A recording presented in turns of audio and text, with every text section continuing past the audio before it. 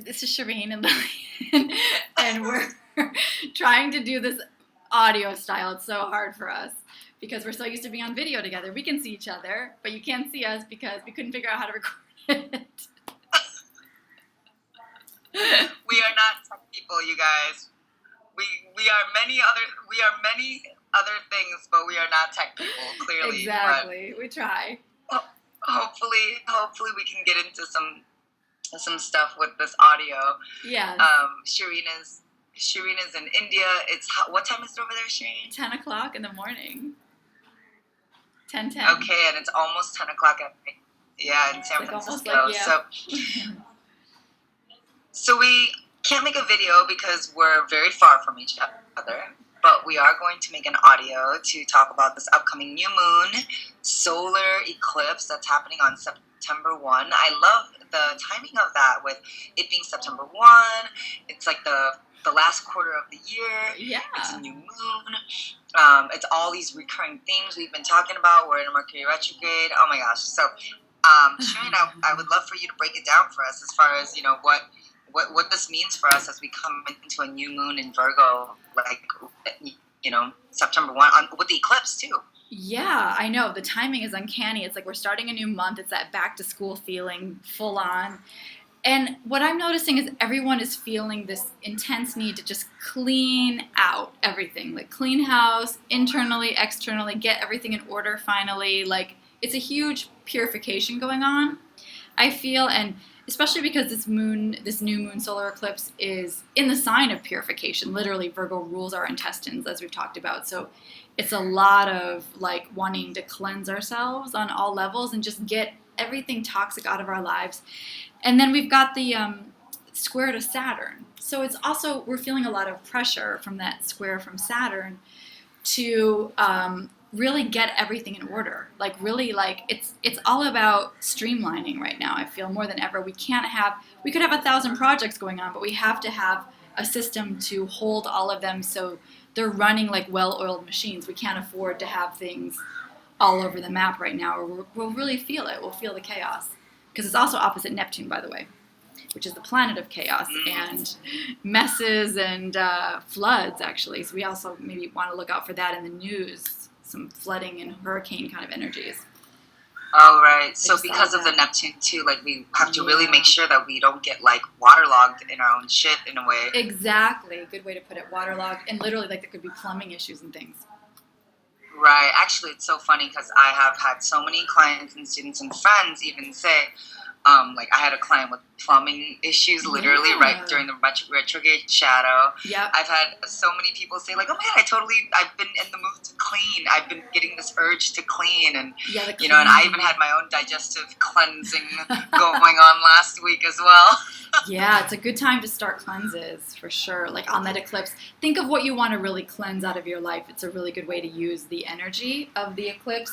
And also where like if we've been, I think with all the Saturn energy, it's like if we've been delusional about something, it's time to get really clear about the details and stop kind of floating in the ocean of mass confusion, and whatever is deluding us or deceiving us is going to come to the surface. Like we're going to get a lot of insight about previous deceptions actually as well. And I feel like, that's so the Neptune too, right? Yeah. Just all of that, all those smoke and mirrors, it's just like time to clear come out of that.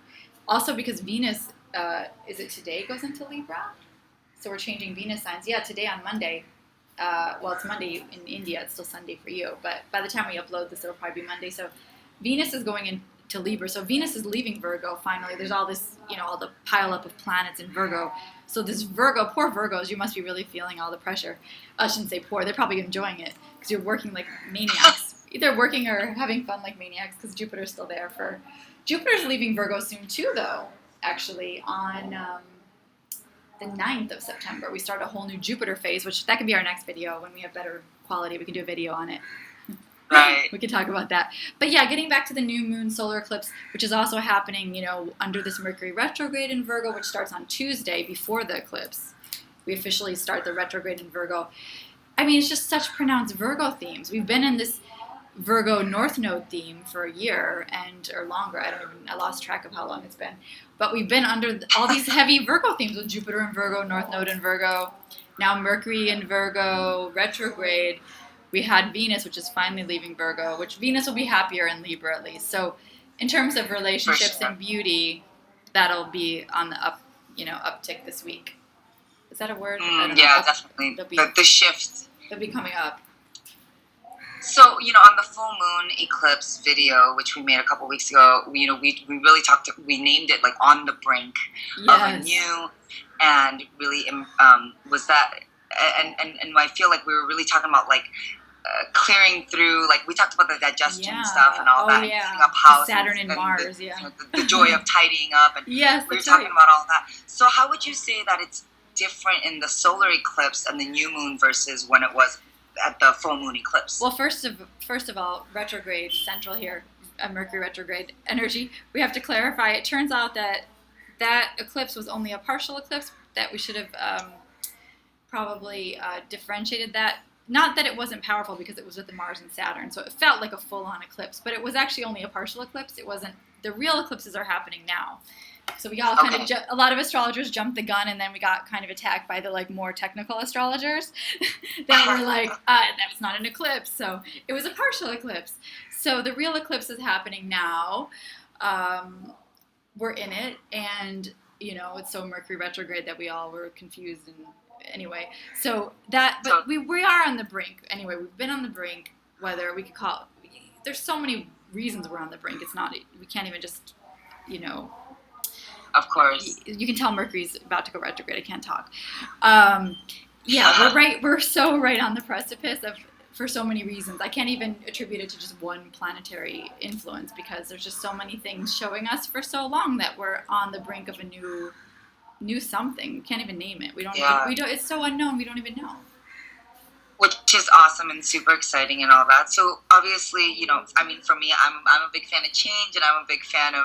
Yeah, people are like, "Oh, really? It's awesome." I don't know. I have an old history of just burning down the house and start all over, fuck it, attitude. But anyways, would you say like to bring in this on the precipice of a new brink energy to bring this in for it to show up for us in a way that is obviously good and amazing and abundant and all that stuff.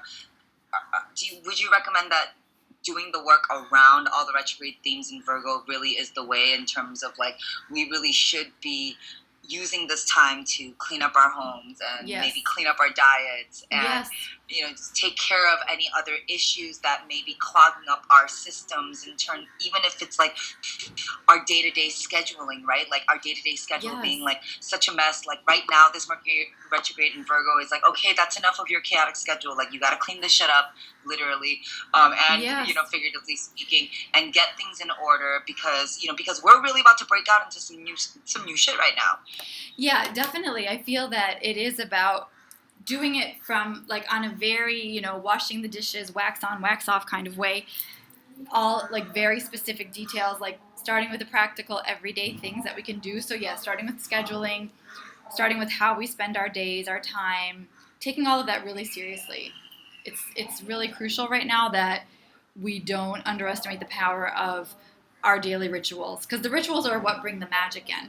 So we're having this potential to unite the Virgo Pisces energies because of that opposition from Neptune and Pisces. So Neptune and Pisces is more of what makes life magical and what makes, where we need to use our illusions, let's say.